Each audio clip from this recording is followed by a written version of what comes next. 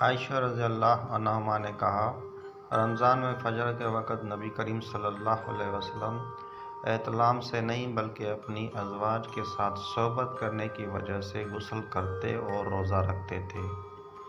معلوم ہوا کہ غسل جنابت روزہ دار فجر کے بعد کر سکتا ہے۔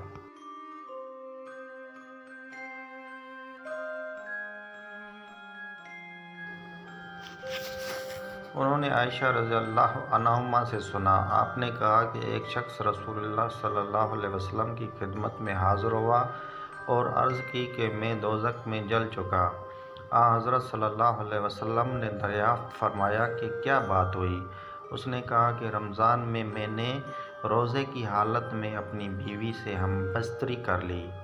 تھوڑی دیر میں حضرت صلی اللہ علیہ وسلم کی خدمت میں کھجور کا ایک تھیلا جس کا نام عرق تھا پیش کیا گیا، تو آپ صلی اللہ علیہ وسلم نے فرمایا کہ دوزخ میں جلنے والا شخص کہاں ہے؟ اس نے کہا کہ حاضر ہوں۔ تو آپ صلی اللہ علیہ وسلم نے فرمایا کہ لے تو اس سے خیرات کر دے۔